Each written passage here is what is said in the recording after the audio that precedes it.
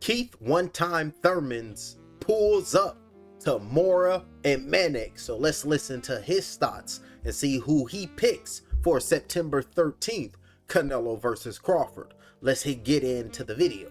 Before I let you go, what do you think of that? Because that's another, guy coming up in weight to fight. It's exactly what I just said. My favorite quote. I've been telling everybody, and I just can't come up with anything better. Canelo Alvarez is not, was not, and will not ever be an unbeatable fighter. That's been proven already. He's been beaten. Mayweather beat him. Who else beat him? Dimitri Bivol beat him. He got a draw with Triple G. We seen where that one should have swayed. And then don't forget the Eris Landon Lara fight. That was a close fight. They say we're going to get that one to Canelo because the uppercut he landed and it slit the eye of Eris Landon Lara. They blaming it on one punch when Eris Landon Lara was pumping that jab and working him. And that's one thing that Crawford going to have to do. He going to have to utilize that jab and make sure that jab is crisp. Because Canelo throw them loop, you got to go right down the pipe. Okay, you're going to take the long route. I got a detour right down the middle. And it's going to be all she wrote. That's fine. None of us are really unbeatable, right? But people got to understand this. Canelo Alvarez is not an unbeatable fighter. The question is, whoever he's fighting, we don't question what Canelo's going to do, right? We question what his opponents are going to do, right? It's not even really about Canelo. Canelo's going to show up as Canelo Alvarez, right? Ginger boy. So the question is, Jalisco, Guadalajara, Mexico. Y'all better put some respect on his name and put some respect on Guadalajara, Jalisco. Shout out. Are you going to beat him? Ain't nobody been stepping up. What was the last step up for Canelo? I think it was John Ryder. John Ryder was giving him some pushback. And then McGill was trying to give him something. But after that uppercut, he was like, I don't want no parts of him. And then what was his name? Dude that just got cleaned up by Hamza Saraz. Edgar Berlanga. He felt the power. He was hesitant. And we all seen Charlo just run from him. And William Skull. No. William Skull ran from him. So Crawford, he gonna have to bring it to him. He gonna feel that power. We gonna figure it out. Finish it up, Keith. And are you gonna beat him today? He gonna have to beat him on Saturday, September 13th. He gonna get steamrolled over. And don't let Canelo start getting it going. He turned into the locomotive. He gonna be hard to stop. He turns into the juggernaut. All the X-Men, because y'all seeing Crawford, everybody saying he on a different level. He just great. So for all the X-Men, y'all better watch out once the juggernaut known as Canelo, the ginger boy, the man who comes in, the redhead Mexican is gonna come get you. Oh, that sounds like some spooky shit. And it's almost close to Halloween. Don't go to sleep because the redheaded Mexican will sneak into your dreams, look at you dead in your face and scream, Viva Mexico, cabrones! And then pop out your dream. Fight night happens. Is it you? And is it now? You ready to beat him now? He's not unbeatable. Maybe you can beat him, but are you going to do it? And are you going to do it now? But people can say that about you, Thurman, with your fight with Sebastian Fundora. Can you beat him? Because it's about time. Can you beat him? And if you need to beat him, it needs to be now. So maybe Keith is sitting there projecting right now. We really got to tap into Keith's psyche. You feel me? Hell yeah, we feel you, Keith. We right here with you, my brother. We Coldwater, Florida. We right here playing the flute and all that, reading the Torah. Y'all seen one time when he first came out, he was by the tree with his Prius and he was reading the Torah. And then he came out, he was a Hotep. Keith one time Thurman started off as a Hotep. But he had to hide that. He had to disguise that because he is like, the fighters, I can't let them know that I'm on another level when it comes to the intelligence because they going to try to knock it out of me come fight night. Because I thought Danny Jacobs was going to have a way better performance. Dude, Danny Jacobs, he had to go for it. See, that's the thing with Canelo. You got to go for it. Rush him. That's what everybody was talking about with Charlo. He's like, just let your hands go. Just let your hands go. And he ain't want to believe him. Finish. Hold on. Let me calm my ass down. It's fight week. We about to go crazy. And see, this is the perfect time for me to just start letting it off. I don't give a damn. Whatever pop in your head, just let it off. Content is content, and content is content. And I was like, you know what? That's what I'm talking about. Let's go for it. If I get knocked out, hop off the porch. You know what? Stoop kid just hopped off the digital stoop. I'm the stoop kid, and hey Arnold, and I just hopped off the digital stoop. Ready Player One. First to the key, first to the egg. Danny actually performed well against Canelo, but he didn't take any chances. He was doing just enough to not get beaten. And Canelo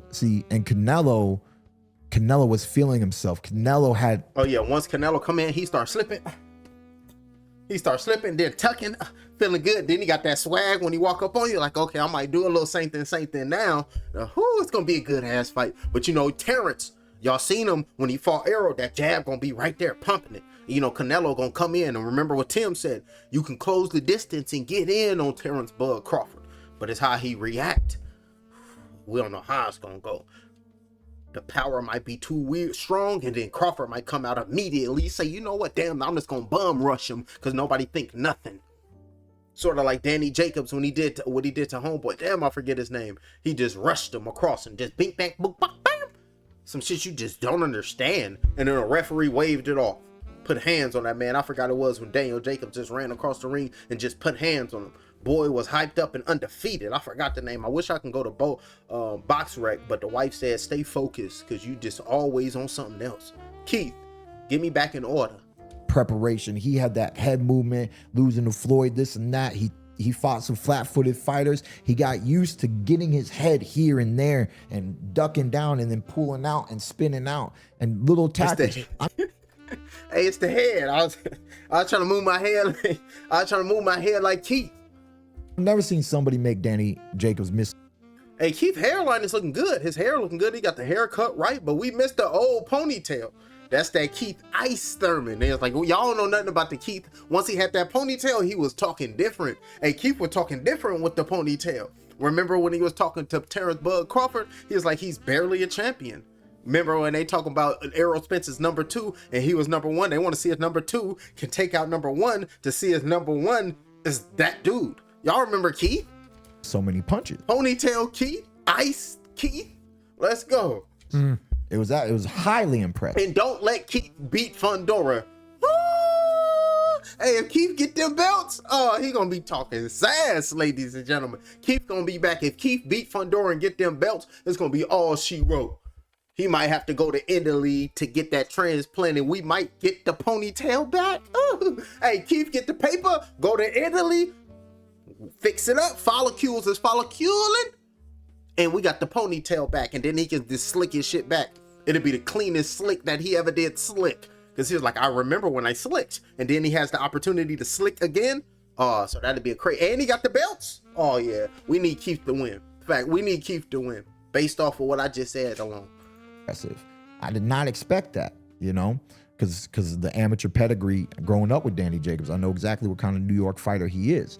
And then the other one that surprised me in Canelo's career was when he defeated Andis Larry Laura. I was not. See, that was a tough one right there for me, ladies and gentlemen, because I was sitting there. I thought Erisland and Laura won that on his toes boxing all night, landing some crisp shots. And then Canelo will land one clean shot up the guard that'll cause some blood to come out. And y'all give him the round for that one shot that caused some blood when he was just working for 2 minutes and 47 seconds?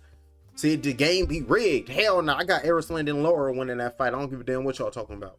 I'm not a betting man most of the times. And what are you talking about? You bet on the draw with Pacquiao and Barrios, and then you showed everybody. See, I'm calling cap on his bald-headed ass. Now, like, nothing but love, Keith, but I gotta call cap. The hell you talking about? You're not a betting man when you was bragging. Look, I bet on a draw, and look how much money I won. So you're gonna be betting again. It's lying to the people. Wasn't thinking about it much, but I did not give him a thought that he's got this fight. I'm like, nah, this is a bad setup. This boxer has what it takes to outbox a Canelo Alvarez. Mm-hmm. You can have what it takes. Are you gonna do it? Oh, you better believe TB gonna do it. And he just dropped. We gotta go get over. I gotta go watch that and let off the shorts. So we're gonna have to tap into that. So as soon as we done with this, we're gonna dig into that Terrence Crawford in his camp working. And why they be messing with Boogar? Y'all better leave Boogar alone, ladies and gentlemen. Boogar be making everybody laugh. He be out there talking this is nitty. He was like, Steve, you was in the corner talking about. And then Terrence is like, it's funny because he was. And then Terrence over there just bullying everybody, ladies and gentlemen. He said, I told you I ain't getting nothing. Terrence say, get your ass over here. I'm getting ready for a fight. I'm ready to eat and all y'all my food. But it's nothing but love, though. And it's like, so shout out to TB. And now he got to keep that same energy to go eat against Canelo. Are you going to execute? Are you going to not be scared? Are you going to not be timid? Are you going to not waste time? So like I said about my statement for this fight, victory comes in preparation. The only way Bud Crawford even gets close to winning is through the preparation. We can say, oh, the extra weight, this and that, blah, blah, blah. He truly wants to win. What you will see within the first opening half is him working behind the jab. That's what I'm saying. He gonna have to work behind that jab. The jab is gonna be his best friend.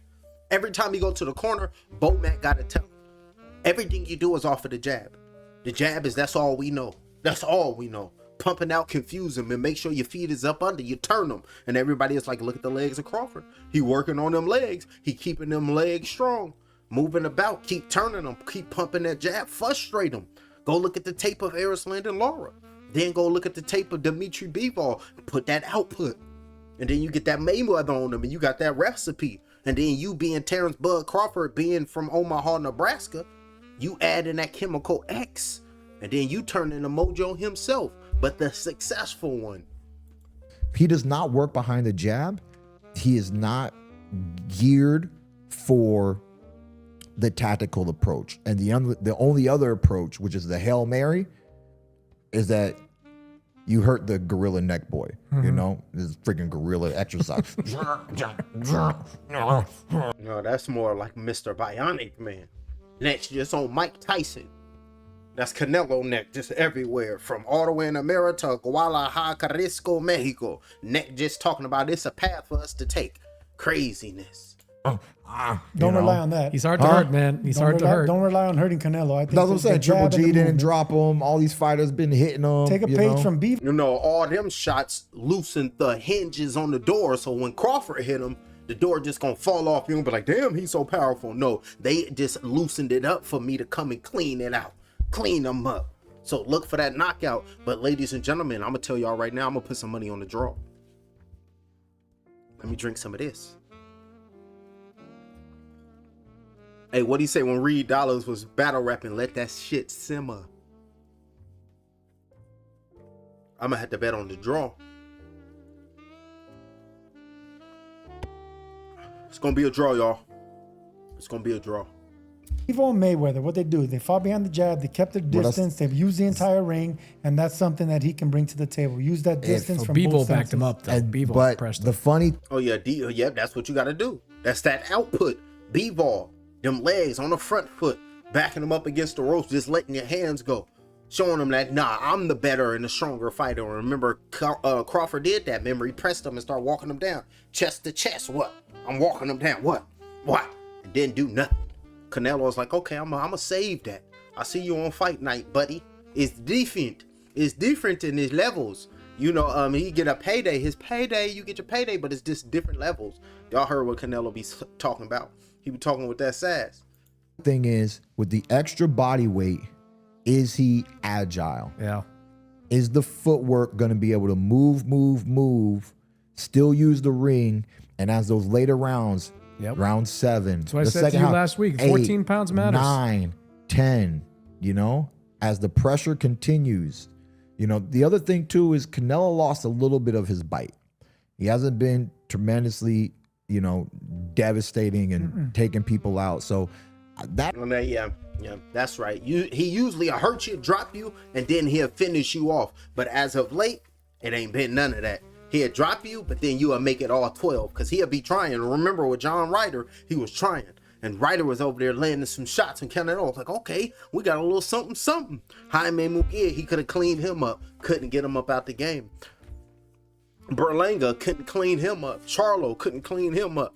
Couldn't get near Skull to land a punch. Skull said, I'm from Cuba. I'm trying to get a payday. This is my biggest payday. Appreciate y'all, and I'm going to go live the American dream. And I'll see y'all on the next fight. Thank you for the paycheck, sir. That helps. That reestablishes the fight and is in Bud Crawford's favor there, you know? So it's what boxing's all about, man. The one who really wants it is the one who's going to win. I know Bud wants it. He's from my generation. He's a true American. I'm in his corner. I wish him the best of luck. But and may the best man win. Keith one time Thurman. He rocking with TB, Terrence Bud Crawford. Subscribe to the channel. September 13th, this Saturday, live on Netflix. I will be doing the live blow-by-blow, the live play-by-play, the live commentary. So subscribe so you will get the notification. Have a good one.